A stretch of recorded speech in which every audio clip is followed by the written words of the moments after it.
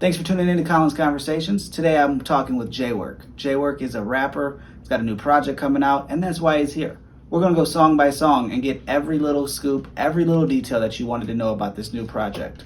So, let's clock in.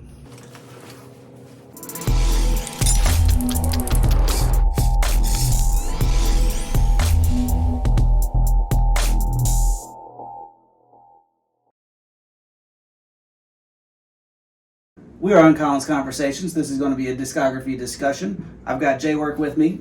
He's got a new project coming out on the 27th. It's probably when you're watching this. We're going to try to have it edited up right on time to put it out with it. Without further ado, those that haven't met you, haven't heard you, for whatever reason, haven't seen your previous interview, give them a quick 1-2 about who you are, kind of what got you to this point here. For sure, my name is J-Work. You already know, representing 4264 Say Less Entertainment. Cleveland artist, natural born and bred, very versatile, loving this music stuff, man, and just been grinding for probably about the past 10 years endlessly on just really trying to find my true natural sound as an artist and find myself as a person at the same time. You were actually at my other studio the last time, which was a converted bedroom. Now we got the converted basement, but you weren't currently with Say Less at the time. What can you tell us about Say Less Entertainment? Since signing with them, I honestly feel like my careers just did a complete flip, and everything that I was not good at, I have been getting exceedingly better at. Business aspect, the back ends of everything, and all the stuff that I wasn't really paying attention to as an artist. And I was just making the music and locked on making a good product, people liking it, me putting it out, and going forward. This actually has structure. This actually has, on top of the structure and the organization, it also feels like such a family. Like Jake and Jackie, two of the best people I've ever met in my life. And they really ride for me and have helped me at so many points in my life already in just a short amount of time, more than some people who I've known for years. Mm-hmm. And I'm riding with them, and we have an amazing roster. Me, Gabrielle, Nicole, Tay Fuego, Wall, 4 great artists, 4 different complete styles, and it's amazing to see when we're all in a room and we're building our bond, and me, Tay, and Gabby were playing cards around the table the other night, just chilling, listening to each other's music, just getting a vibe for each other. Right. And it's that building the team, building the family aspect is really what's got me hook, line, and sinker on the whole Say Less. How'd you guys get in touch? It sounds like it's kind of a newer relationship. Okay, so I met Jake and Jackie through 4-2. And I was at the concert where Young Cap opened up for Chip the Ripper, and I had just got done dapping up Al Fats. I had just got done dapping up Cap after he got off stage, and I had just seen this girl, and I'd seen her a couple times, but she was just up on stage with the cam getting it. She was getting great shots at Cap, locked in, and I was like, yo, she's really about her business. Who is that? And Trey was like, yo, that's Jacqueline Schiffman, and she's really, really dope. And then in the back, I finally introduced myself to her, and then she introduced me to Jake, her husband, Schiff, that's what we call him, that's my guy. But he just chopped it up with me for a second, and then a little bit down the line, I seen they put out the Reaper emblem and said, Say Less ENT coming soon. And I was like, I wonder what that is. And then they started putting more info out about what they were doing, and literally everything that they said that they did was stuff I needed help with. Mm-hmm. And I was just like, yo, sign me up. Just off top, off the strength of seeing that was just what I needed. Oh shit, watch out. That it was just everything that I needed. And then on top of that, they were just already cool with 4-2. And Trey was like, well, I'm gonna set up the meeting for you then. And I was like, all right, bet. So Trey had, linked up, and we had figured out where we were going. We had linked up at MGK's 27 Coffee Club downtown in the Flats, and literally it was just me telling them what they needed, them telling me me telling them what I needed, and everything that I was saying was everything that they wanted to do. So it was us telling each other what we need, and we were the answer to what we needed. Right. And after that first meeting, the vibes off top, I was just like, yo, I'm signing off top. Right. And then we really had the signing meeting, and then they sit me down, and brochures, plastic with my whole numbers, my stats, everything in front of me. They had a whole presentation for me of where I'm at now, my personal goals that I gave them, where they want to take it. And so far, in just a year and some change, a little bit, they have really flipped the script. Like, they've helped me come up with so many great ideas, like Work Wednesdays and like everything. Like, the visual aspect, just my presentation, my image, everything has just gotten so much cleaner and more precise since I've gotten with them, and I owe that all to them for real. I was so happy when Work Wednesday started. You were one person who were nudging me towards doing it too. I was just going to say, they could take full credit for putting that in front of you, but that was one of those things that we talked about at the last interview where I was like, so many artists are just missing out on this, and you have capitalized like a motherfucker on it. Where I want to say your average Work Wednesday is probably 4 or 5 times more engagement than every other post that you put up. Which, again, you're putting out, you're what, 41, 42 in a row or something? This is 40. I just put out the season 4 finale, which is 40. So, again, 40 weeks in a row, you've come up with original content, you put original videos to it, and some of them are better than most people are putting up shit on albums. You know what I mean? So, definitely keep Work Wednesdays. You're also one of the main barometers of how I know what fucking day of the week it is. I'm like, oh, love it. I got a message from Jalen today. Oh, this must be Wednesday. And half the times you send it to me, I'm like, I already watched this, but there you go. Like, and it's just cool because, like, you were right. Like, you definitely gave me, like, the first initial, like, nudge to the idea. And then I sat there, I'm thinking, like, what day of the week would I pick? Like, the whole nine. And I'm just like, I really like how Work Wednesdays ring. Right. Like, it just rolls off the tongue. For sure. You know what I mean? And I was like, all right. And then this is where the birth of Work Wednesday began. I signed with Say Less. And you know how I was. Like I told you, I have a shit ton of music just sitting there. Like, I've been grinding, writing, recording. And I have so much music that I'm sitting on. Probably about another 3 to 4 albums worth, or 9 to 12 EPs if you break it up that way. And I'm just sitting there like, all right, y'all, I want to do this, and I want to do this, and I want to drop this, and I want to drop that, and I want to do this, and I want to do this. And they're like, okay, what's your budget? And I was like, huh? And they were like, what's your budget? How much you want to put behind this song? And how much do you want to make for this project and do this, and that? How much do you got? And I was just like, huh. And they were like, well, you got to work on engaging without a budget. So what are your ideas? And I revealed the Work Wednesday idea, and Jake was like, sounds like a plan to me. Should start doing it. Right. So I went and I just debated about it for probably about another week, and I was like, you know what? Fuck it. Trey, hold the camera for me while I rap this verse real quick. Right. And Trey held the camera for the first one. It was like at a downward angle, but then I put it out, and bitch got 1,000 views, just like, whoop. Right. And people were like, yo, that was dope. Keep doing that. Right. And I was like, all right. And then you hit me with the don't let the Wednesday grind ever stop. It was like after like 4 or 5 weeks or something. I was like 6 weeks into the first season, and you had hit me with that, and like it just really like motivated me to keep going. And another thing that lit a fire under my ass was when I first started talking about doing Work Wednesdays, and I did the first one. Trey was like, all right, dude, that's dope, man. And I was like, so like I can't wait to see what like season 3, like week 38 looks like. And he was like, let me see you do 6 first. Right. And at the end of season 3, I looked at him and was like, yo, bro, like, no, it was close to the end of this season. And I was like, yeah, bro, we at like, I don't know, 38. What you got to say now? And he was like, you got it, Work. You got it. Right. Because like I want to keep this up, and I've influenced other people too, and I see it, and people can't tell me I haven't because I see it. Right. And it's not like a me being cocky thing or me being arrogant. And it's not. I just love the fact that people can see somebody doing something and see it work for them and want to try it for themselves. That's all I want. That's why I will have one of my albums. His name is Influence. Is I'm trying to show people that there's keys out here, and if you do it right, you can succeed. For sure. I think podcasting is kind of the same way. Of a lot of people don't jump into podcasting because they're like, everybody has a podcast. Why would I start one? I just put together a presentation for somebody the other day, and I want to say there's 2 million individual podcast shows out with the average view. Like most people stop after like episode 6. I'm at episode 112, something like that. So it's kind of just the same way of as long as you keep going steady.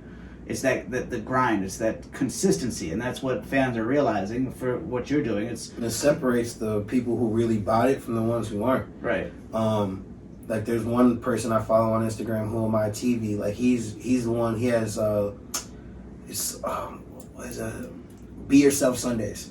Nice. And he just puts out a really meaningful verse like every Sunday. And like I just chimed in with him one day because it was on one of the sponsored Instagram ads that came up, and I actually liked what he said. Right. And I messaged him. I was like, bro, keep doing what you're doing because it's working for me too, and I really rock with your message. And he stays tapped in with me now. Every Work Wednesday he comments. Every Sunday I comment on his. Like, right. It's just all love. And like, I mean, and then from Work Wednesday I got a collab in Nigeria. Yeah, like, I saw that the other day. What? Like some dude hit me up and was like, yo, bro. And that was all the message that said. It was just, yo, bro. And I didn't recognize the dude. He had like 4,500 followers. And I was like, okay, like it looks like he does music. But then like the pictures where he was standing, it looked nothing like America. Right. So I was just like, all right, I messaged you. I'm like, yo, bro, where are you from? And he was like, Nigeria. And I was like, no shit. And I was like, how'd you like hear about me? And he was like, somebody I follow reposted your Work Wednesday verse, and like I rocked with it, dude. Like I want you on one of my songs. You're dope. Right. And I was like, all right, bro, off top, just send me what you got. And then he sent me this Afro beat, and dog, when I tell you that shit was so cool, I was like, man, I gotta kill this. And then I sent it to him, and I was just so nervous, just like, it's not like I was sending it to Drake or anybody, but it was just still like, I'm sending my music to another country. And I hope that whatever I put on this track is worth what he wants and like worth him reaching out to me. Right. And when I send it to him and he listens to it, this dude's blowing up my phone like, dude, you are wicked, man. Like, you got bars. And like, that shit just feels really good. Like, man, I'm going to keep doing it. And it's like an idea that I got. I'm about to do like a little international mixtape where like I try to collab with as many artists from out of the country as possible and like put it on like a little tape and put it out. See, I had a similar idea for the podcast that I was going to call Zooming Around the World. Figure I'm using Zoom, try to hit one person out of every country and just, have a map that just slowly gets filled up. Because once I realized I already had 3 or 4 countries that I had people do interviews, and I was like, I only need 178 more. You know what I mean? But like on my platform, I get so much more positive and just constructive criticism from India than anything local. And most everything I do is Cleveland, but India rocks with this show. In the same way with you, you're like, shout out to India. Nigeria, India, a lot of people overlook them, but you could advertise to them for cheap if they speak English and they're interested because it's foreign stuff. They're like, oh, this is new, this is cool. So yeah, definitely keep rocking with them. Shout out to all my foreign people, all of my people out of USA. I rock with y'all heavy. Please tap in with me if you are an artist out of the country and want to make music with me. Please, I'm about it. And if you're Truly, he needs a sponsorship. Yeah, Truly, run that. So that's a nice little recap. I think we got back to just about everything. You had some fun in Miami, I saw, since the last time you were here. Yeah. You were able to work that into a business trip, too, by making some music and music videos, so that's always good. It was a great time, man, and I gotta say, like, the fact that I was turning 27, and I was able to spend that with one of my really, really close friends that plays for the hometown Browns, that wears number 27. It was just a special. It was so weird in that one clip of seeing you guys walking side by side, and you're wearing his jersey, and he's wearing like normal clothes. I'm like, wait a minute, that should be switched. That's Kareem. No, it was just me showing love, man. Because I was Absolutely. just so appreciative of just the time that he was showing me, and the fact that unknowingly he planned around like his training to end right around the time my birthday started, and I was going to be getting there, just so he could show me a good time, man. And I was just so lost in Miami and just having a good time that like, I make mistakes every corner I cut, but I know I made a couple mistakes and upset a couple of my bros just because I was out there just wilding. And, just all my bros, I love them and they know that. And it's just, I learn every day, and that was just such an amazing learning experience, but it was just also an amazing experience at the same time. And shout out to everybody that was with me down there. I love every single last one of y'all motherfuckers. Awesome. So let's get into the new project we got. J-Work Clock In is the title. Yes, sir. Clock in. When did all this stuff start? So, honestly, right before Corona hit, I was really planning really big for, to do a big project. And then I had a concert lined up. I had a birthday concert. And then the 2 days after that, I was going to be opening up for Lupe Fiasco while he was going to be headlining at the Agora. Nice. And I was just so amped, so excited, so excited. And the week before both shows, this pandemic started, and like the real, like everybody really getting really crazy about it, and the 6 feet and the closing down of places and people losing their jobs and stuff like that. And like I just seen it on the horizon, and I already knew it was coming. Mm-hmm. And then I got both text messages: shows canceled, sorry. And I was just like, fuck. And like I still wanted to, like, I started feeling lost a little bit. And I was like, man, like I just got all this music, and I'm still writing and making more doper music at the same time. So it's just like, I don't know what to do here. And then at a low point, and I really got myself together and like just got my mind and my mental health together, I step up and sign with Say Less. And like then everything just started rolling the right way. And I've been silent for a while. Like since dropping Gems, like I haven't really did much, entertained much, dropped a feature for anybody. Didn't really, besides the song I just did with Young Cat for real. Like other than that, I haven't really done too much, dropped too much Summertime with Reem and Cat. But other than that, like I stayed quiet. Mm-hmm. And everybody's just like, what are you doing? And I'm like, don't worry about it. But timing is everything. And I really took that as a blessing in disguise, because I really needed to develop still as a human and as an artist.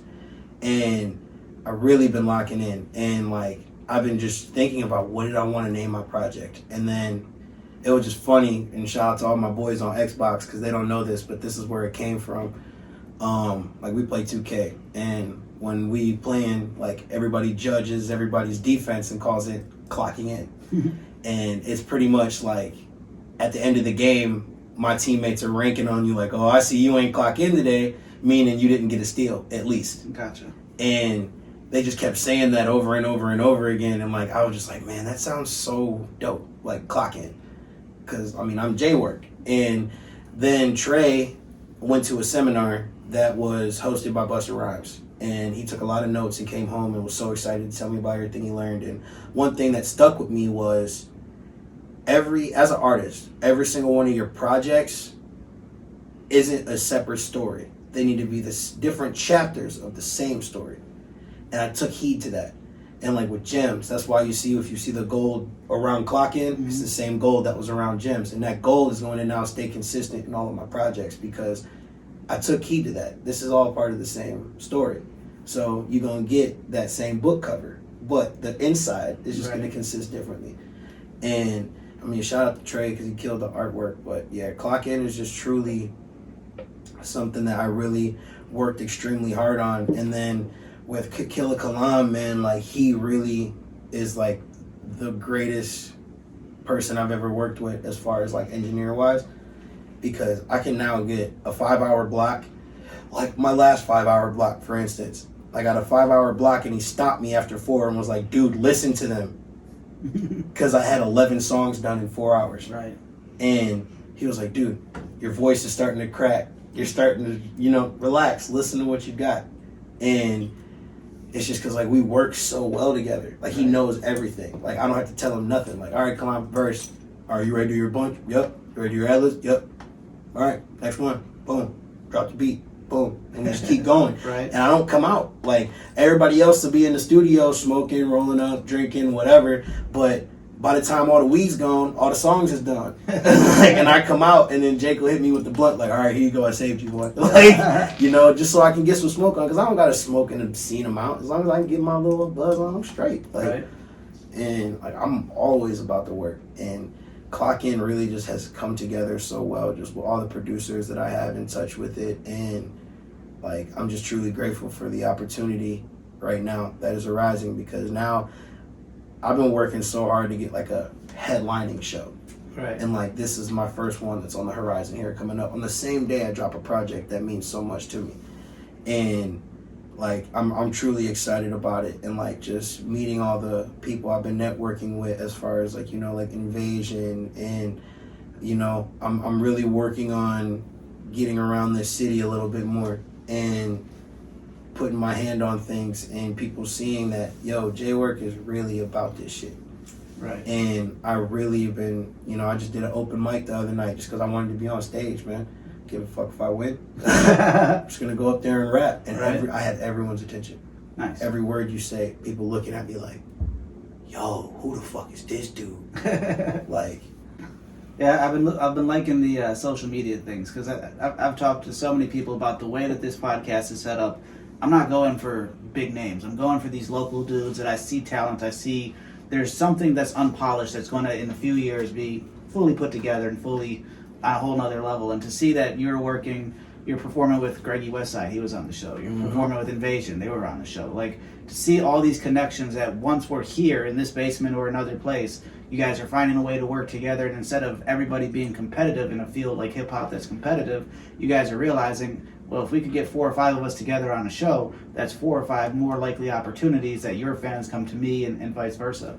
So and that's why I fuck with Invasion so heavy, because I said like Nelson, I was up there with him, and me and him literally have like the same views as far as the Cleveland music scene. Like everybody always trying to say, oh, Cleveland don't support Cleveland, and we need to be more like Atlanta or New York and shit like that, when all it takes is just for us to support each other to kill the narrative. Right. And we're doing it, and we see it, like tapping in with each other on social media, pulling up to each other's shows. And now eventually to the point where we're all about September 15th is our first show together. You get Invasion, me, and Young Cap all on the same card, you better fucking pull up. Like, it's going to be nuts. Like, right. And I'm just so grateful for the opportunity, man. We're already discussing college tours, like, shit like that. Like, that's the shit that we need. And people see it. Like, you got people out here like Esri and Freshie out here leading the charge for Cleveland right now, really putting on in different ways that people aren't realizing. And people need to shut the fuck up and pay attention. Like, period. Like, and that's what we're doing. Like, we're killing that narrative. Cleveland supports Cleveland. You just are a hating ass nigga if you saying that. Stop hating. I love it.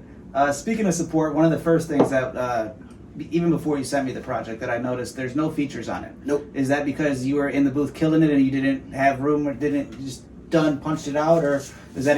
I guess what I'm trying to say is, was it intentional to have no features, or did it just work out that way? It was just strategic, man. Just being strategic about how I drop my music. You know, because I could have easily had a Kareem Hunt feature on there. I could have easily took the song that I got with Esri and put it on there. You know, I'm working on trying to get Freshie a feature, get a feature from Freshie, and I got a lot of dope artists that I rock with. Owen River, Isaiah Linder, Greggy Westside, Forever Johnson. Like, there's so many people that I've been rocking with lately that I could have reached out to and had a feature from, but I will be damned if people start that narrative, oh, he can't stand on his own too. So I'm going to show you. Right. I'm going to show you first. I'm going to show you that I can drop a project. Because, you know, on my last project, on Influence, I had a fuck ton of features. And then on Gems, it was only like a short album. So, like, you don't really get the full feel of a project when you listen to it. And then Outsiders was the last time I really, like, worked with another artist, like, through and through, like how I did with Mike Miles.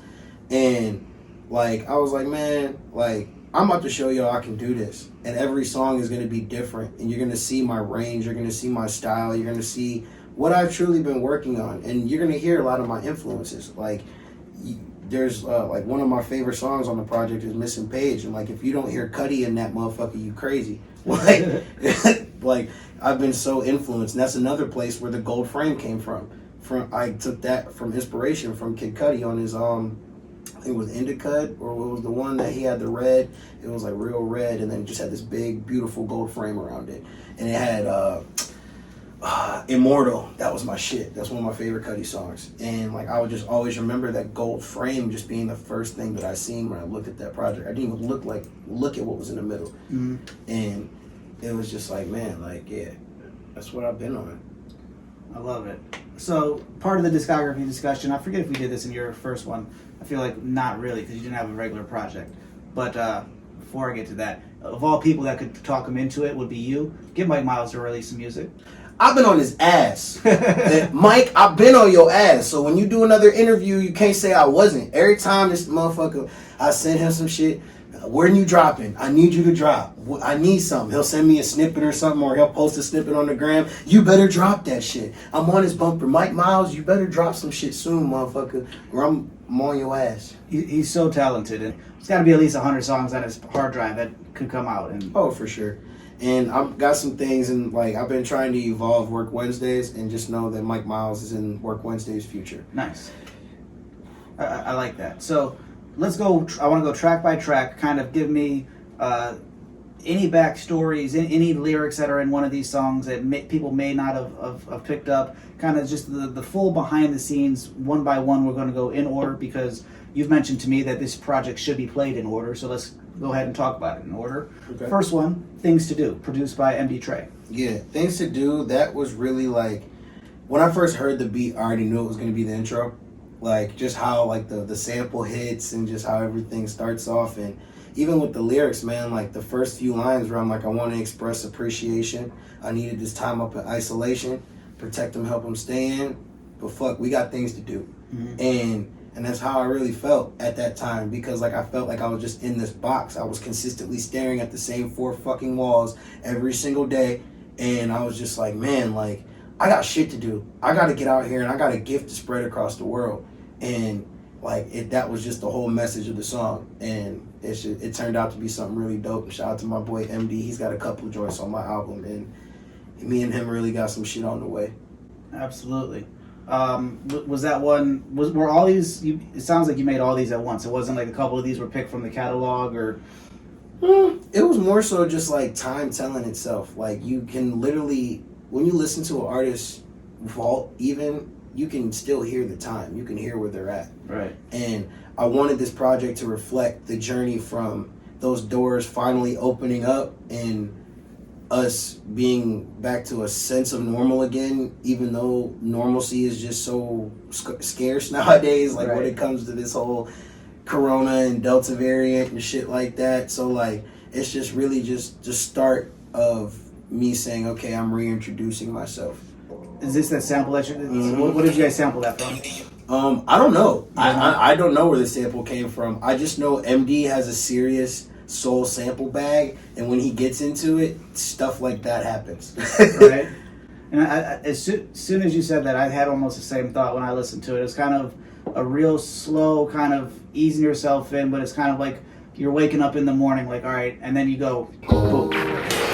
I wanna express appreciation. I needed this time up in isolation, Lord. Protect them, help them stay in. True. But tell them boys that we got things to do.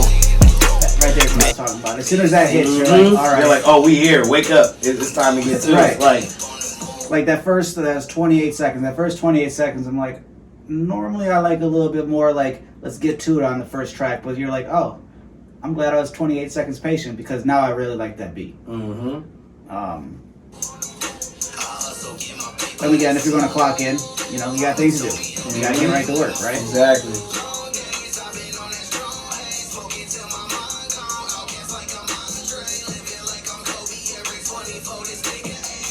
Had to throw the Kobe shout out in there. Rest in peace to Mamba.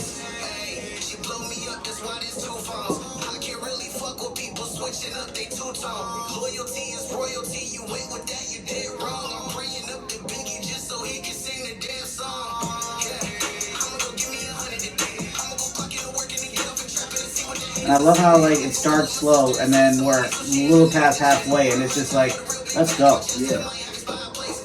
Yeah, whenever you get your fast shit, it's like keep going. For sure. So that's Things to Do. That's the first track on it. Let's go to number 3. You mentioned it before. What can you tell us about Zeus Days? Zeus Days is a song that if you feel like you need to just get that I'm the shit factor off or just get your dance off, you feeling yourself, you know, that's the song for you. Like, I just felt like Zeus Days is just so fun, and I wanted when I made it to just influence people to just party, have fun, and just stop being that dude in the back of the club, like with their arms crossed, just, and have fun, dance a little bit. Like, that's one thing that I've really been trying to do lately is dance a little bit more, and like when I'm performing, you're gonna see it, and it's gonna translate. Like, even in my videos, I'm trying to dance a little bit more. Like in Bands All Up, I did the little Michael Jackson spin and some of the footwork. Like, just trying to have fun with it and show motherfuckers, like, I don't care if I'm a fat kid, I'm still gonna dance. Like, I'm still gonna have fun. Like, I'm not trying to be a hard ass all the fucking time. Like, right. You know, when somebody disrespects me, they gonna see that side. But other than that, if you show me respect, I'm gonna show you respect. But let's turn up and have a fucking good time. Absolutely. That's what Zeus Days is all about. That was another Killer Kalim, right? Yeah, it's Killer. That's Killer. He killed that one too. Shout out to you, big dog. Let's go into this one a little bit. What do we remember to talk about on this one?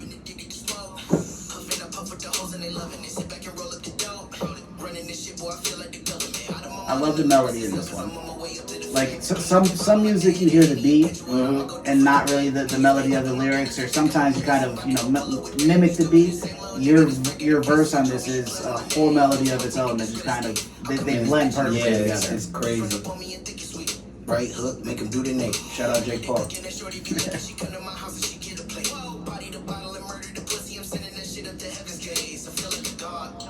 Do you try out any of these lines on Work Wednesday?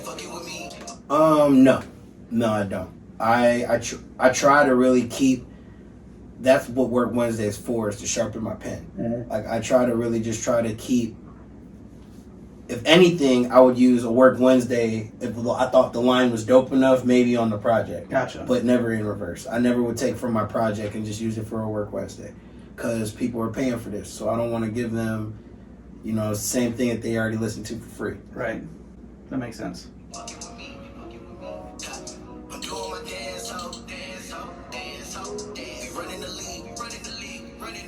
Walking this bitch in the air like I'm Johnny Cage. Always flexing when I'm center stage. Mixing goose with the lemonade. About to light it up like it's Zeus Day. All Zeus say, oh God, yeah.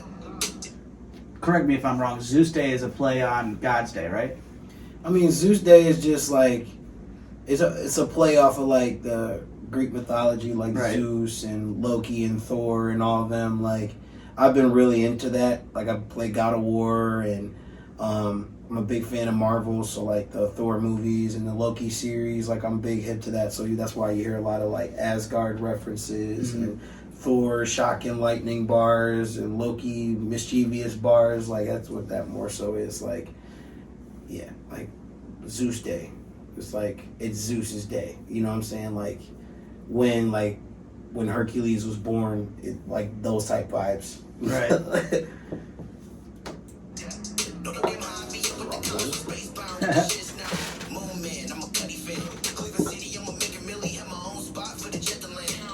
For the summertime, golf cart, I'm the gas man. Drive by with the big clouds, whole bar like goddamn.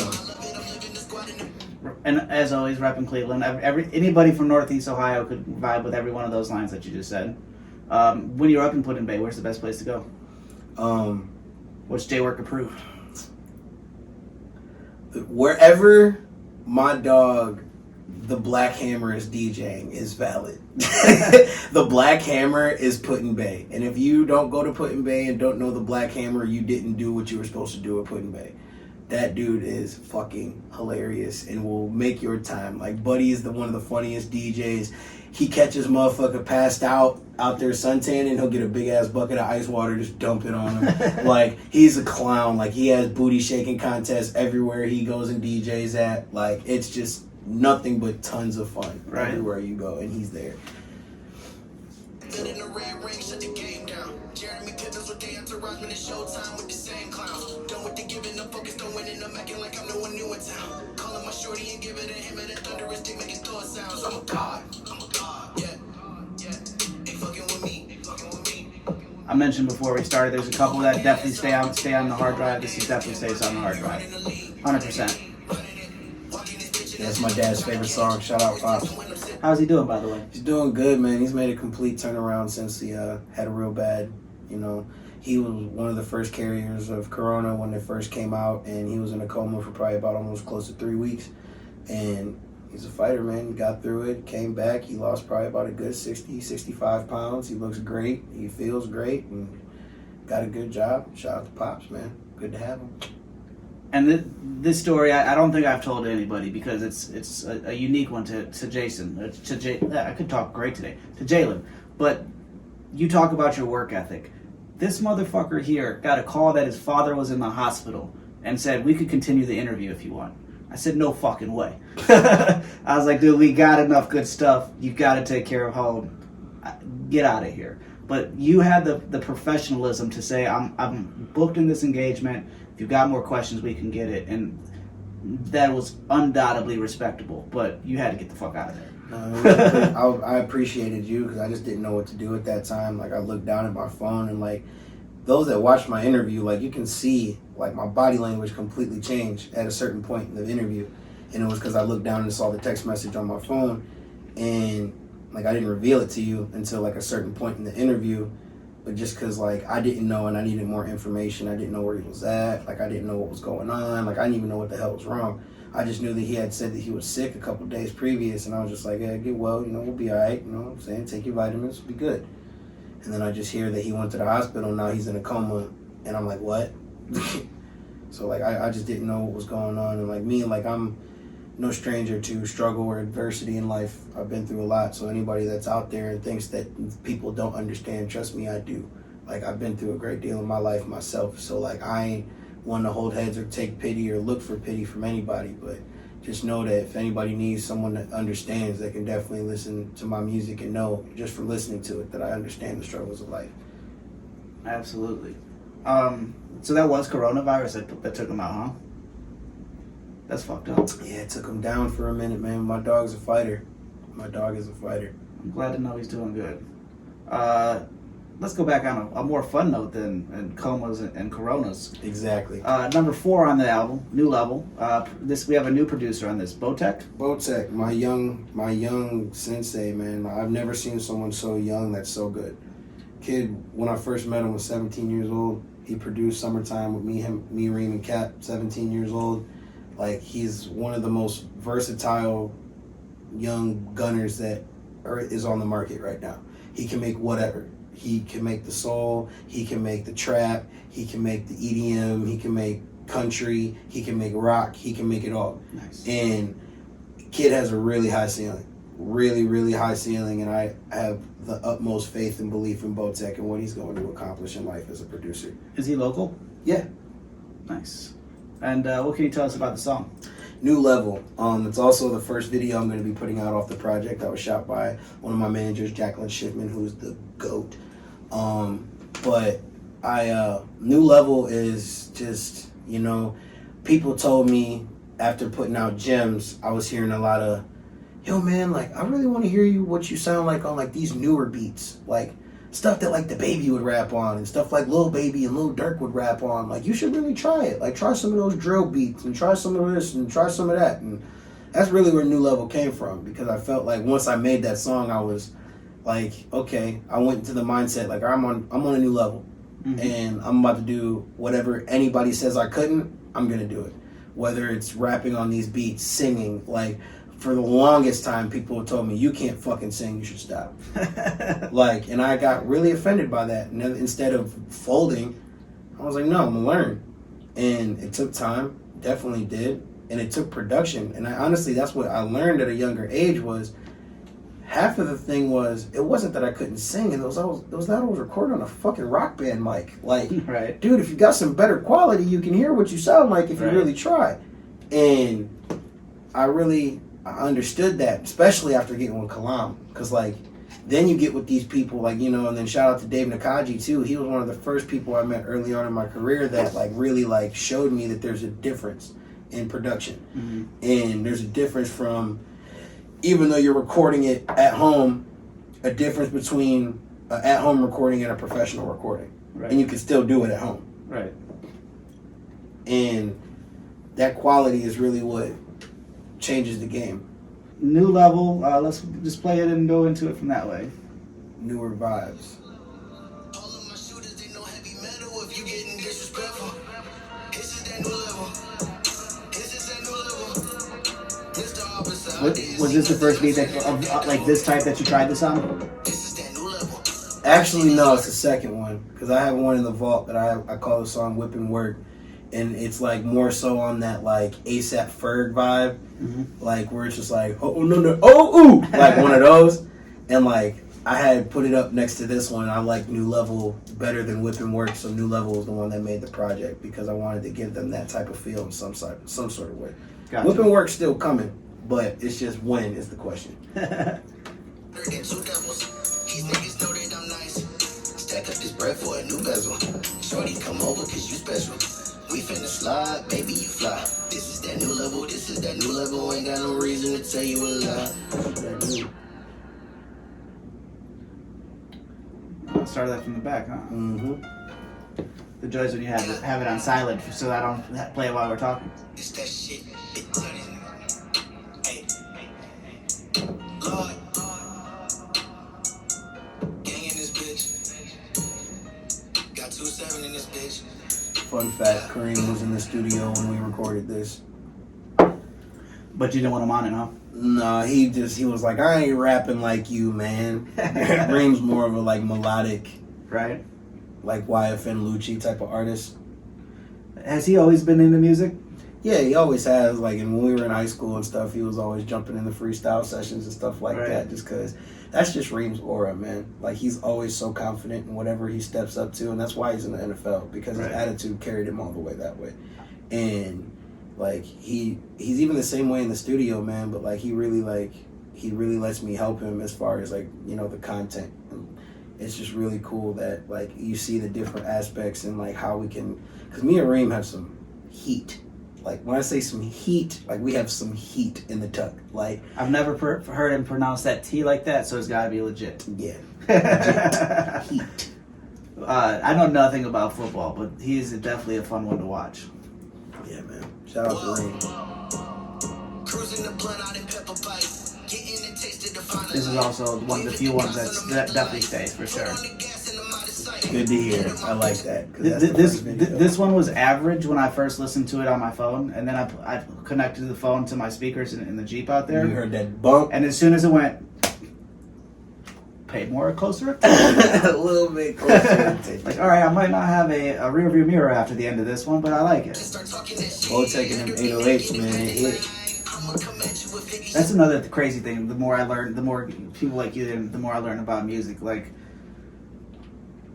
the right production makes all the difference on that boom. You know what I mean? There's some songs that you're like, oh, that's okay, but then there's some production that you're like, it's like a 3D feel to it. Mm-hmm. It like gives you, vibrates your body. Right. Puerto Rican is speaking sexy. So exotic when she on the pole. Got these niggas out here throwing dollars. Now she buying her designer clothes. Ain't no capping, niggas started trapping. I was sick and tired of fucking being broke. Fucking check up when I hit the mall. Dripping like I fell about the boat. I'm pulling up with the beam truck. Dino in the back with the beam tuck. Godfather when I pull up with the mob, bitch. Tuesday got me leaning like a Wayne Cup. Bitch, I can't take the bags. Fuck your chip while I'm singing some Jodeci. Film that shit posted up on her OnlyFans. Every stroke I'ma make her a couple G's. Sheesh. Not past October though. That's definitely one of the fun things of the news lately. Like, how could OnlyFans still exist without porn? I mean, from what I hear, there's like underlying, Yeah, it's where they supposed to can be still like- post nude pictures as long as they're not getting boned. I believe that it all stemmed from a couple people that weren't verified that were underage putting up pornos. Ah, see, So that's- y'all they're trying nasty to- little motherfuckers. So they're trying to crack down on that, and I don't know if you saw it. I made a post as soon as I saw that. I was like, any of you OnlyFans people that need an actual website with membership capabilities, You Colin feel can me? help. Colin can help. Plug. Shameless plug. And shout out to all my girls on the OnlyFans grind. I love y'all. I love all of y'all. I'm subscribed to half of y'all. Oh, some God love. Look, it's all love. I'm not cracking no jokes or trying to make it seem like I'm happy that you guys' bags getting fucked up, because I'm not. I'm just, it's like, damn, Uncle Sam, y'all trying to fuck up another bag. Like, they just stay fucking up people's bags these days. And it's like, all right. Shout out to the OnlyFans girls, though, one time. J-Work supports you. We need this project to go so he can pay for all of his OnlyFans. You feel me? Like, you know what I'm saying? Stack up this bread for a new bezel. Shorty come over cause you special. And I think the last comment I have on this one is a lot of it's really slow, which usually kind of makes my attention go off. But just like the Lil Wayne Lean Cup, you know what I mean? Like, you have enough slow build up, great line, and then like it really follows like the roller coaster track. That's what I'm trying to do. I'm trying to take people on a journey with my music. Anything else we should know about this one? It's the first video that's going to be coming out off the project. I don't know if I said that already. I think you did. So do we not count the bands all up? Oh, well, post-release. Post-release? Post-release. From release on, it'll be the first video we drop. I'm sorry, because we do have Bands All Up out, and Things to Do is out if you've been paying attention. That was my first let to let people know that the album was coming. Because at the very end of the Things to Do video, you see hashtag clock in. So it was like my first little nod, like, yo, I'm coming with a project soon. Nice. And I think I missed that one. I fucked that one up. Good job, Colin. it's all good. I knew about you guys promoted the fuck. I don't know how long of a promotional run you did for Bands All Up, but it was like a week too long for me. I'm like, I just want to hear the goddamn song now. I want to see why he's dressing like Willy Wonka, and I want to hear the song. For sure, man. That was just all in the Say Less marketing strategy that we were going to build up the hype because people were ready for something new and something fresh since I signed with them. Right. And I wanted to give them something catchy, and that's where what Bands All Up is. Shout out to Wavy Duder and Trey Smith. That was a part of that song. Great song, and it makes people feel really good. I remember performing it at my last show. The last show wasn't the biggest show, but it was a very intimate show. That was Shooters or something like that? No, it was at Barcode. Oh, gotcha. Barcode. Shadows is where the show before that was. Shadows. Before that, and then that's where my headlining concert is this coming up. But Barcode was hosted by Greggy Westside, and, you know, we had a little turnout. It was a nice little crowd, but, like, it was more intimate, and I was able to really, like, get in people's faces because there wasn't a stage. It was just a floor, and I was just right in front of you. And when I dropped Bands All Up, literally after the song went off, the crowd was singing it for a minute straight. That's awesome. Acapella. And loving it. Like, and I see what that song does to people. And, like, I'm grateful that the same feeling that me, Trey, and Wavy Duder had when it got made translates to people listening to it. That's awesome. That's why I love that song so much. Our next one, we'll get a little bit more into Bands All Up, but you put that at the end of the project, so we can't fully talk about that. I'm sorry about that. We're fast forwarded. Going back with the group, we're going to Tom Cruise, and how do you pronounce the producer? Jack Seven is? You know, I still have my own issues pronouncing it. I just call him Jay? Jay, yeah, my J dog from Canada. You know what I'm saying? He tapped in with me via Instagram some time ago. Tom Cruise is the oldest song on the project. Okay. It was probably one of the first ones that I made out of every one of the songs on the list. And I made it a while ago, but, like, I just knew when I made it, this isn't no just throwaway.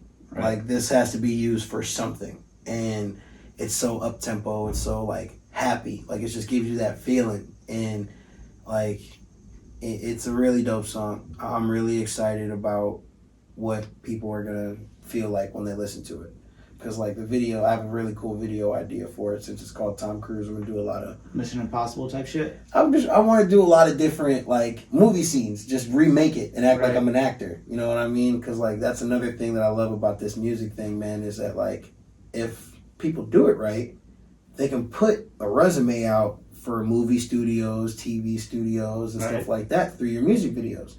If they see, like, yo, this dude can do this and he can do this, like, wait till y'all see what the fuck I do for this Instant Vibe video. It's, man, like, I'm really getting into a different bag because, like, I'm trying to be like one of the Ludacris's that dominate the rap game for a minute, and the next thing you know, I'm just in Fast and the Furious. You're like, where the fuck did work come from? Like, that's what I'm trying to do. Right. So you said the guy that produced this was from Canada? Mm-hmm. And he tapped into me. He was trying to get with somebody in the U.S. and he saw me. Sometimes you can, them hashtags, man, they're a motherfucker. Right. Like, just because you put hashtag this and then this person way over here sees it. Absolutely. That's really cool to me.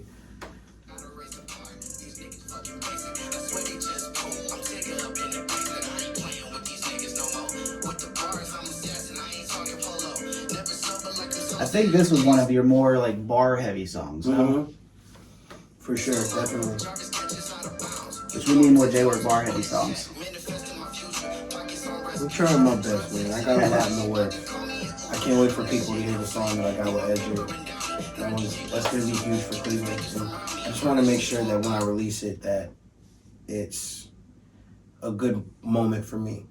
Meaning, like, Ezri's already had so many accolades. He signed to Nas. He's on Snowfall. He's about to be one of the main characters on this new season. Like, he's been really doing it. Getting to a bag, applying for his kid, taking care of his family. Like, and that's, like, the bar that I set for myself. Right. And, like, I really want to get to a point where, like, you know, my wave's starting. And I can feel it. Like, you know, I've been putting in a lot of work with these Work Wednesdays and with this album in general. And when I drop this, and with my backing that I have now and, like, the people that I know and the network that I have, like, I'm really gonna start making some waves. And I wanted to, out of respect for him, come correctly. You know what I mean? Like, I didn't want this no-name motherfucker putting out a song with Esri and people being like, oh, who the fuck is this? Like, you know what I mean? I wanted the shit to be right, and I wanted the timing to be right, and I wanted to solidify myself a little bit more and show people that I really am about this before revealing something that I've worked my entire career to get, and that was a feature from him.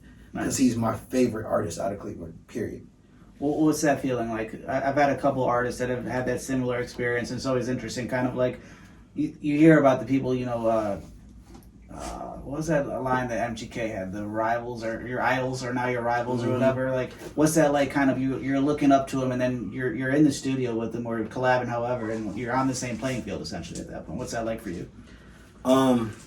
It was a lot of love, man, and a lot of appreciation because, like, I, for one, am one person who really cares about where I come from, and I care about people who make it out of where I come from.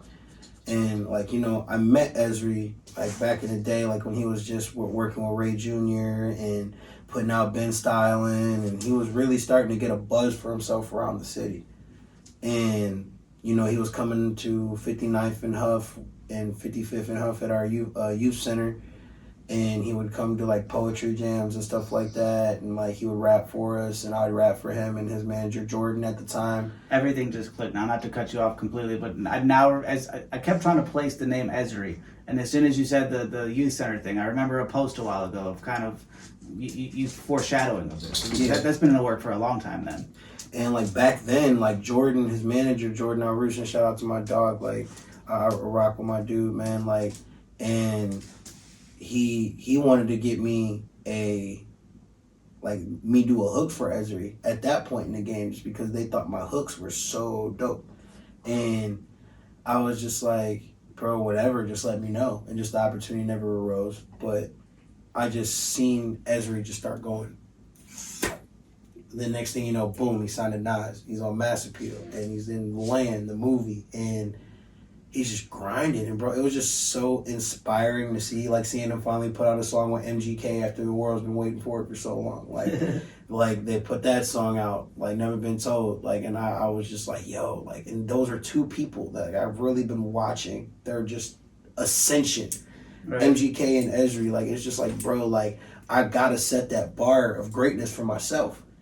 And I really, like, and being able to tap in with him and him pull up to the studio, Backwoods Road, light up, and my verse already be done just because I'm trying to be professional about this. Like, by the time he pulled up to the studio, I wanted my verse to already be laid down, recorded, right, ready to go. Like, bro, all you gotta do is just light this blunt, smoke it, and then walk in. Like, that's all you gotta do. And it amazed me because that whole process, like, I knew he was dope, but it was just like the fact that Buddy walked into the booth after hitting a blunt a couple times and dropped what he dropped in a matter of 20 minutes, not writing shit. And it would be, and it's as amazing as, like, he sat and took his time with it. And that's just because he's put so much time into his craft. Right. And that's what I respect about him as an artist so much, because he's put time into this shit. Absolutely. And, man. Our next one is our first production from our mutual buddy, Trey Smith. Mm-hmm. We got Missing Page. What can you tell us about Missing Page? Missing Page is my favorite song on the album. It's just, it's so me, and, like, just like how we were talking about earlier about, like, you know, like, sometimes the emotional stuff, it isn't for you, but right, like, it's all for me, man. Like, for sure. Like, just like how you say, like, this music is therapy, and Missing Page is really, like, me getting it out and, like, going through, like, a lot in life, like, you know, feeling like I'm by myself sometimes. And, you know, like, I remember when Trey gave me the beat and he brought it upstairs, he was like, yo, like, we both, and fun fact about Missing Page is literally Cudi drops Man on the Moon 3. And me and Trey are like two teenage girls, like, Cudi drop, Cudi drop, Cudi drop, we gotta listen to it. And we waited, listened to it together, and then afterwards we separated. And Trey made the beat immediately after listening to Man on the Moon 3. And then he sent it to me like, bro, look what Cudi did. And I was like, look what I got. Whoa. And then I listened to Man on the Moon 3 again, and then wrote that song. Mm-hmm. Like, yeah, Missing Page, my favorite very wavy. Love Kalam's mix on it. You know, introducing the singing, more melodic J work to the game a little bit. This is the one that I think you said originally that if you don't hear Cudi in it, then something's wrong with you. Mm-hmm. I take so much heat for admitting that I've never liked Kid Cudi. It's all good. It's an acquired taste. But where I say I don't like him, the same way that you're talking about these other people on the level, I respect the fuck out of what he's done with his career. But I'm not the demographic. You know what I mean? No, like it's all that, you know, the feeling. And I'm just fucking a cold-blooded asshole. Cold-blooded.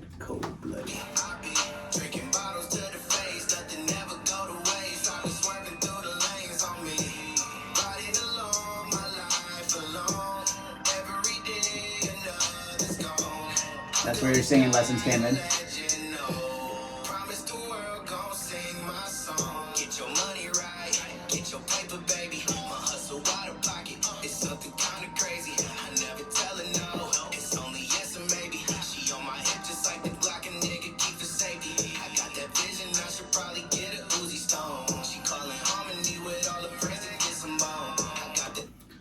Anybody from Cleveland better understand that last line.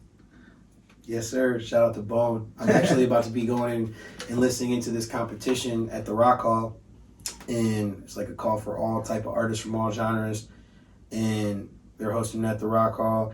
And whoever wins, like they send all their videos in and they pick like, I think it's like 14 artists from each genre to come compete at the Rock Hall. And then whoever wins gets to open up for Bone when they headline the Rock Hall at the next inductee ceremony. That would be fucking huge. And I'm really trying my best to go win that. So I need all my supporters to tap in and come out and fuck with me.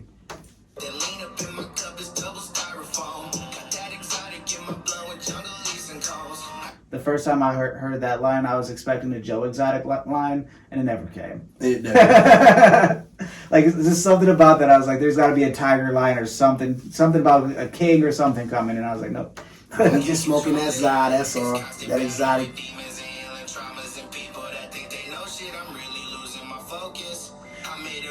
I'm never gonna get that hopeless. I'm just gonna go through the motions. I'm hopping up in my whip and I drive that bitch like it's stolen. It's Batman and Call of Duty. I'm cutting corners and ghosting the stanzas. It's like a poet. I'm buying, baby, you know it. I pull up with Killer Frost. I'm so icy, bitch. I'm the coldest. On a different wave. I've been walking through the maze trying to find a missing page. I be drinking bottles to the face. Nothing never go to waste. I be swerving through the lanes on me. I don't know if we could have the bottles to the face line after we just said you're lightweight though. You know, hey, look, like that's a bottle though. So this is a can, but the only bottle that will go to the face is a Henny or a Terramana bottle because that shit just goes down like water to me. What is Terramana? Terramana is Dwayne Johnson, The Rock. Oh, that tequila? His tequila, okay. And it is one of the best goddamn tequilas I've ever had, especially when it's chilled.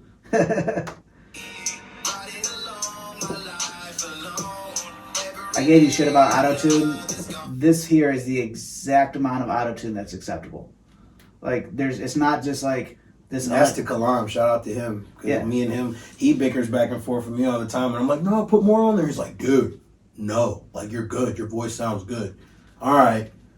Yeah, I would say it's enough auto-tune that you could still tell it's you and it's not like a straight computer. So keep listening to him. I agree with him 100%. Our next one, we got, we're coming to the back nine here. Proper, produced by MD Trey. Proper is just like, you know, this is one of the newer songs that I made, like, out of all the bunch. And Proper was just me wanting to make sure that this album had that feeling of, yo, I'm at a different level now. Like, not like new level, but more so like, I'm not where I need to be yet, but I want you to know that I'm on my way. And when I get there, you speak to me properly. Like, because, you know, people gonna hate. You get haters every corner you cut. And you got people that hate on your grind or hate what you do or think that you're cheesy. I say fuck you. And, like, I really want this to be something that people listen to and, like, you know, enjoy this and be like, yo, this dude J-Work is going to be one of them dudes because I'm not taking anything less. Like, right. I'm gonna work. And like, you know, like I tell people all the time, like when they ask me like, well, like what if like this don't work? It has to. Like I don't have a plan B. I don't have like, oh, if this rapping shit doesn't work, like I'm gonna go be a motherfucking salesman at GameStop. Like no, like I'm not gonna go be a doctor or this, that, and the third, because this music is something that I'm so passionate about that I'm willing to keep trying it until I die. Like I don't care if I get my big break at 50 years old and I'm like Carlos Jones out here doing shows at Shooters and just making cake because my reggae music's so fire. Like I'm going to find whatever it is that makes me successful and I'm going to chase it and get it. I think that's why I relate to musicians, even though I'm definitely not a musician. It's musicians and entrepreneurs, even though a lot of musicians don't think they understand business, it's that drive that you just talked about that makes an entrepreneur, that makes a small business, that makes anybody that's going to be successful. Like, exactly. Should you have a backup plan? Absolutely. Probably. But by not having a parachute, you make sure that the plane doesn't break down. Mm-hmm. You know what I mean? So you're never going to... You would sell the fuck out of some games at GameStop, but that's not where you want to go. You know what I mean? What do we got? What do we got to know about Proper? Are there any... you said that was the newest one. We got familiar production on it, so let's just get right into it and see what lines we need to talk more about. A little side note for people, like when they hear the MK, that is inspired from South Park. Like I've always wanted to find a way to put like when it's in the hook. Okay. I thought it was. I missed it right there. Gotcha. No, it's in the hook, and like I always wanted to find a way to either put MK in as an ad lib or put it in a song some sort of way. Right. And I finally did, because like, yo, this is so swaggy. Do you listen to Tom McDonald at all? Mm-hmm. Do you know that name? Mm-hmm. Check him out. You're like him, but he had a song recently that was talking about, you know, the new generation, how they're also offended. And I don't remember the exact line, but it's all about how everybody's so easily offended. And he's like, we grew up on South Park. How the fuck are you offended? Right. Which, as soon as I heard that line, I was like, that's so true. True. Very true.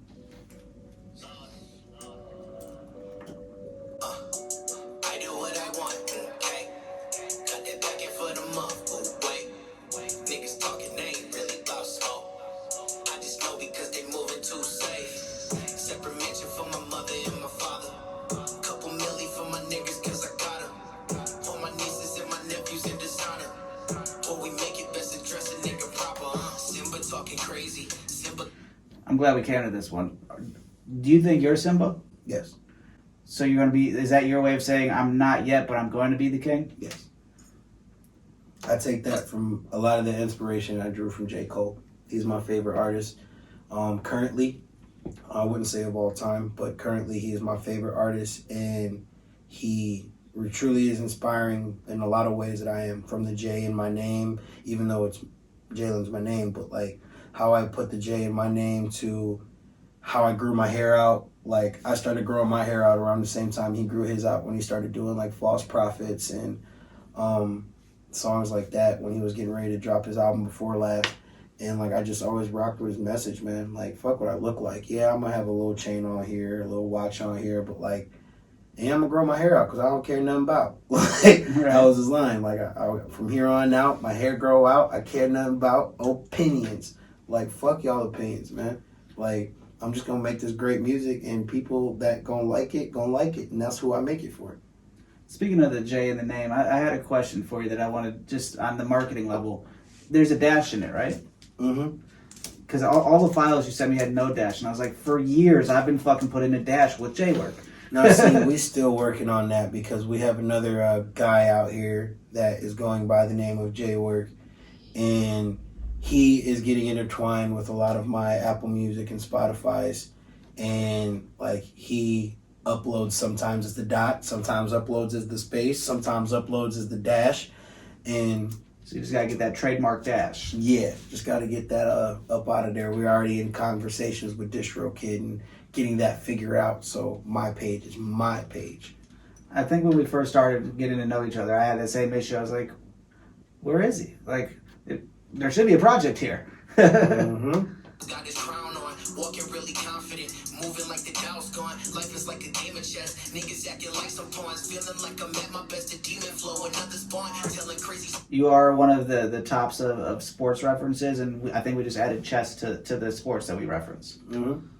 I think I showed you the first interview we did. I put you as number 2 or 3 of the sports reference people, of rappers. Nobody's gonna beat Lil Dicky. Lil Dicky murders everybody with sports references, but you're, at least independent wise, you're right up there with sports. Yeah, I tried my best. Not like you're a fan. I've never not seen you in New Jersey.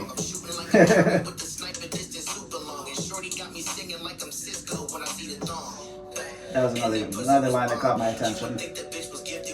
Did you know on that song that Ricky Martin actually gets more money than Cisco from that song? Really? Because at the end of that song, he says "Livin' La Vida Loca," and Ricky Martin sued him and got like at least partial, if not majority, publishing from it. No shit. Didn't know that. Cisco, you was fucking up.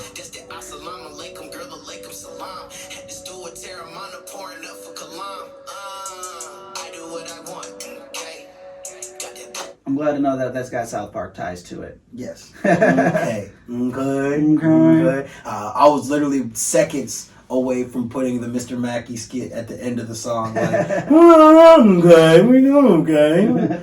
I was just very close to doing it, but I didn't want any copyright issues because I've had enough of those fucking things. But as an artist, you want copyright issues so that you could get the other J work, shut down. Facts. Not shut down, because I respect bro's grind, but it's just like, bro, you got my name. Change it. Let's go into, we got a couple left here. We got It's a Vibe. Another Trey Smith. And Trey Smith loves the word vibe, so it makes sense that he's on that one. Exactly. Another side fact, did you know Trey Smith was the first one on this set? Yes, I remember you said that in his interview. I watched it. I paid attention. Nice. I'm glad that you watched that one. That was one I thought was going to perform better than it did. Yeah, Trey. There's some gems in there though. So anybody that hasn't watched it yet, we'll put a little card up on the top screen. Find it somewhere. In this somewhere. YouTube changes it where the fucking things go all the time. It drives me crazy. But what do we need to know about It's a Vibe? It's a Vibe. Trey named the beat when he gave me the beat. He named it James Dean. And like he was just like, it just gives me a James Dean vibe, like, like black and white and just like, models posing and stuff like that. And when I listened to it, I was just like, bro, this beat is a fucking vibe.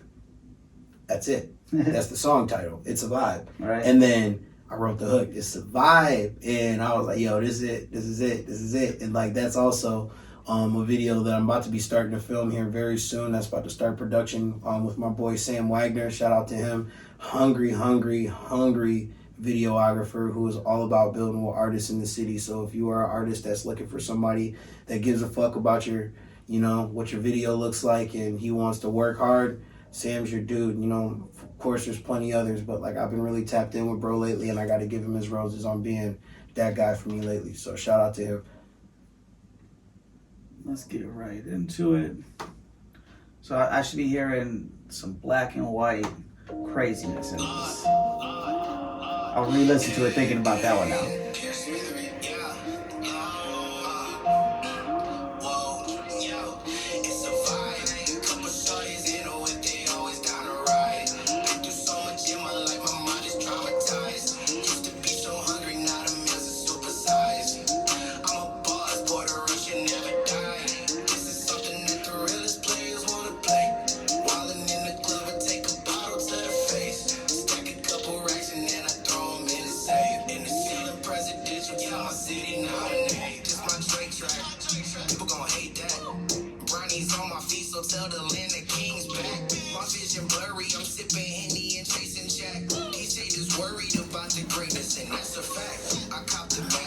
Cue the true counter.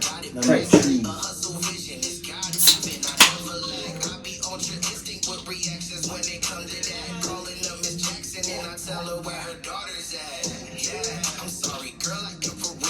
Favorite sequence in the song of mine. Calling up Miss Jackson and I tell her where her daughter's at, and then I lead into, I'm sorry, girl, I am for real. Shout out to Outkast.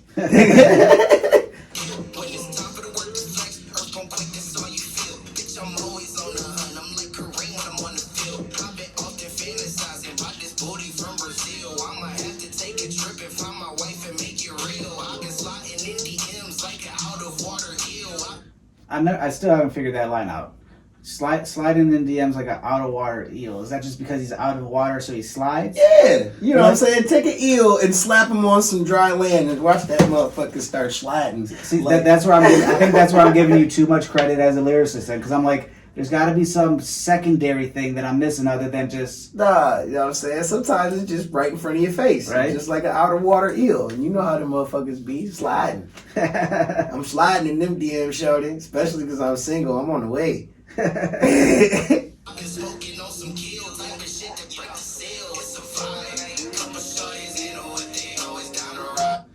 That one, I feel like your voice needs to be louder. Is that just how it is on this computer? I mean, it hits in the car. It hit in the whip. So, Because I know the beat hits harder in the car, but even then, like, it seems like all your other ones are like the voice, the music. This one's almost like the music, the voice. yeah, I was just wanting to blend the song a little bit differently. I left that up to Colin for real. What do we got next? We got the back end of here. We got I Do. King Spades. That's King Spades. Now, I love my dog Ace because I met him playing 2K with my big bro. I was playing 2K with my big bro, and he was just like, yo, like, Ace, like, this is my little bro, man. Like, he really be on this music shit, bro. Like, and I really, like, I rock with your beats and stuff. I think you guys should collab. And Ace was like, oh, nigga, you rap for real? Like, oh, shit, spit something. So I, like, just played one of my music over the Xbox speaker and was rapping it. He was like, nigga, you crazy. He was like, yo, like, we gonna tap in. And Ace produced a good majority of influence. Okay. Pick King Spades, but I call him Ace. He, you know what I'm saying, he's out in Detroit, man, he be out in Atlanta, he be in Cleveland, but, like, he just stays tapped in with me, bro, and, like, that's just one of those producers that I always know that I have. Like, if I really needed a beat, I could hit him up and be like, yo, Ace, like, I need some of that. Like, I go to Ace when I need, like, that real feeling, like that soul rap, like that street gospel feel. Mm-hmm. Ace is really good at that, and Ace is also really good at a lot of other things, but, like, it's just, like, when me and Ace make songs like this, like, I do, and I got one that's in the vault right now that's going to be coming out shortly called Clap For 'Em. That's really the vibe that, like, I really think me and Ace are best at, is when we really get into, like, that soulful hip-hop bag. Let's see what we got here. This was also inspired by the one Jeezy song with Andre 3000, the I do. That inspired this a lot. Like, I listened to that before I had wrote this, but, like, I wanted to have, like, my own, like, aspect on I do. You know what I'm saying? I'm not out there like that.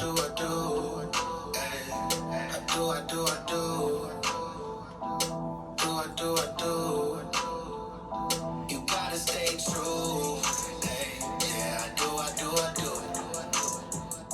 You gotta be a mood. Yeah, I do. I said I do. Something like this. This is where my brain goes. How many times did you practice how many do's should be there? Or was it just naturally of...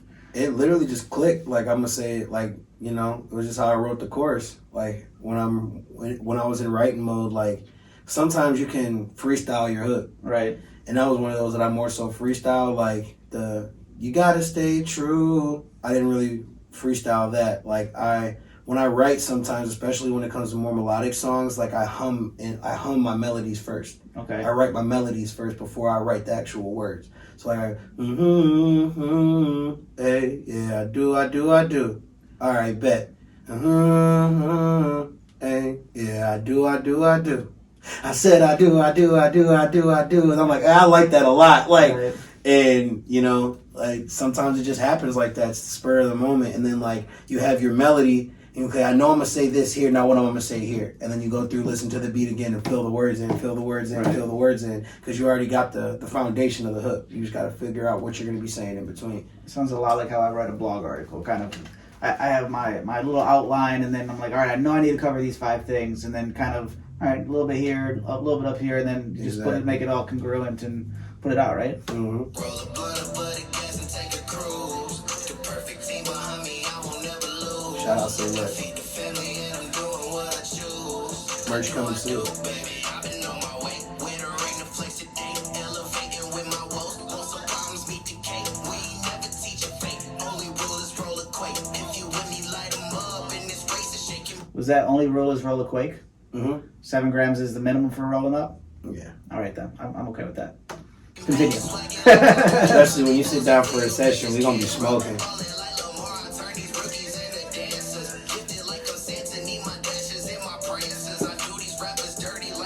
Nice little. You just went from sports to Christmas. I like it. You know, keep me guessing.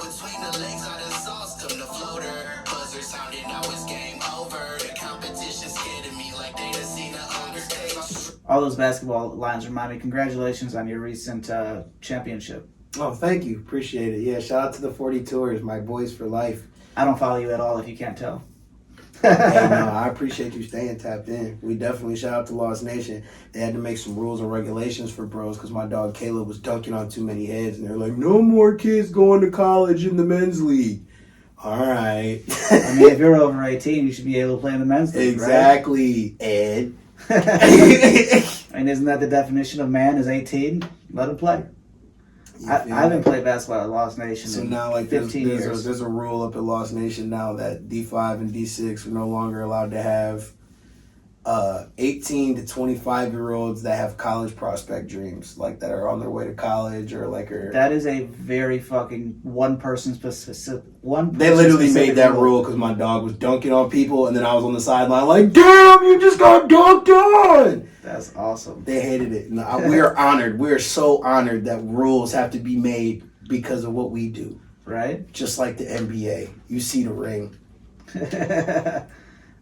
We've talked about it a little bit, but is there anything that you didn't mention about all Bands All Up that we should make sure people know?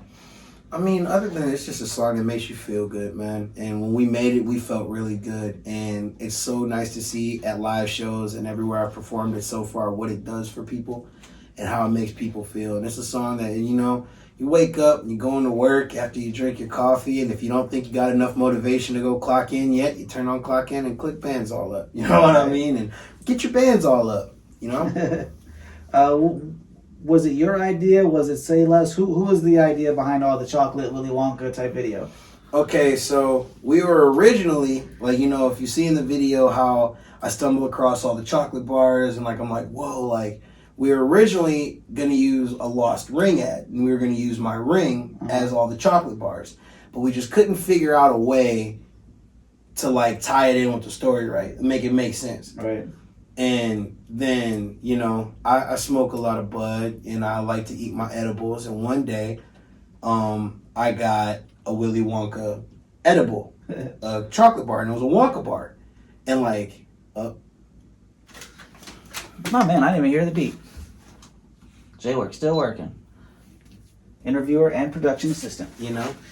So you got your Wonka chocolate bar. So the Wonka chocolate bars, and I looked at it, and it had the gold wrapper, and it literally looked like it was right out of the movie. It just had a weed leaf on the bitch, and I was just like, And I took a picture of it, and I sent it to my manager, Jacqueline. And I was like, Jackie, what does this make you think of? Literally, she didn't even respond. Waited like 20 minutes, and she starts, I start getting bloop, bloop, bloop from her. She's on the computer, got the Wonka bar template, J-Work, Bands All Up, candy bars, was like something like this. I was like, abso-fucking-lutely, we're about to go Willy Wonka on these fools. That's awesome. Like, and that's where that whole thing came from. That's awesome. We got our last one. We're at the back end, back-to-back flights. And I didn't listen to your advice. I listened to this one first, and I don't know if I should have or not, but I liked it. So what can you tell us about it? Back-to-Back Flights is my second favorite song. And Back-to-Back Flights is pretty much taking you on that trip to Miami with me. I have that same feel. I really like, after that whole experience, I came home and I was like, I have to write a song about that.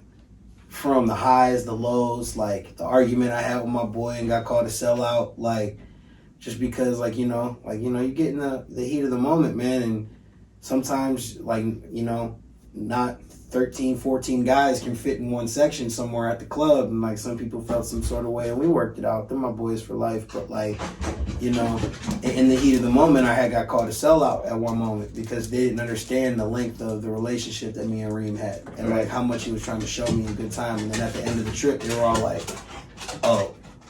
And that was more so what it was on. Parker, welcome to the podcast. But yeah, like back-to-back flights was pretty much me getting that out, because like it you know, like I walked away from that trip, and like I want to make my people proud, and like I walked away from it like, you know, I had some happy, but I had some upset, and like those that were upset, like I still wanted to let them know in some sort of way like I cared. Right. And that's where the spoken word at the end of back-to-back flights comes from. It's really me talking to them like, yo, like there's a purpose for all of this, and there's a method to my madness, and I may not be perfect, and I may not make the right decisions all at the right times, but just know every decision that I make is out of love, and I love every single one of y'all. And it was just a great way to end off the album, just to let people know, like, hey man, like I'm on the way still, and I'm out here doing this, and I'm out here doing that, and I'm doing things that I need as a human. Mm-hmm. Like, I'm not trying to be in the same four walls. I'm not trying to be boxed into just Willoughby. I'm not trying to be boxed into Euclid or anywhere else in Cleveland. Like, I'm trying to go worldwide. Like, I just did a fucking international collab. So, right. Like, as soon as I did it, my manager, Jake, was like, we're going to Africa. I was like, all right. He was like, no ifs, ands, or buts. He was like, we're going to Africa. I was like, say less. Right. That's awesome. I think, I'm glad you mentioned the spoken word on that, because I think that was my favorite part of the song. It's mine too. Do we have a spoken word album coming from J-Word? I don't know about an album, but EP? We're definitely going to be dabbling with the spoken word more, because I was sitting with Trey and like doing our first like run through of the album together after getting all the final mixes, and like we're just sitting there and like the song's getting ready to go off, and he clicks the pause button. He's like, can we just talk about how you just fucking turned into a poet overnight? Like, where the fuck that come from? I was like, I've always had that, bro. I mean, like, a rapper is just a poet on beat. Exactly. All right, so that gets us to the end. Is there anything after we've covered all of them that you think we probably should have covered and added on any of the songs? I think you hit most of them out of the park. Yeah, I think we really got a good explanation of why and why. I can't talk great either today either. It's always good when we're doing recording and neither of us can talk good. Artwork on the album. That's one thing we didn't cover. You said Trey Smith did the design and Jacqueline did the photographs, right? We found a dope ass abandoned building that we also shot the new level video for. So like the new level video, it's gonna be like the album cover got brought to life, right? And after doing the photo shoot and everything, like part of the reason I was bitching about copyrights earlier. There was a picture of me, like it's pretty much like the same picture that's on the cover, but it's just from a different angle of me sitting like looking at my phone. And the first draft of the cover that we made, I'll send it to you so you can put a graphic up on the screen. It'll be in Colin's Conversations exclusive, so they can see what the first cover should have been. But we were worried about the copyrights from the Rock and Roll Hall of Fame's photographers. We did like a views treatment, like how Drake did Views, and he was sitting on top of that big building. I am sitting on top of the Rock and Roll Hall of Fame, and you just see the dopest like back of Cleveland in the background, and I just fell in love with it, and I was just like, man, like this is it. Showed it to my managers, and she was like, where'd you get that picture from? I was like, Google. And she was like, no. Like, we need to do better. We need to get better.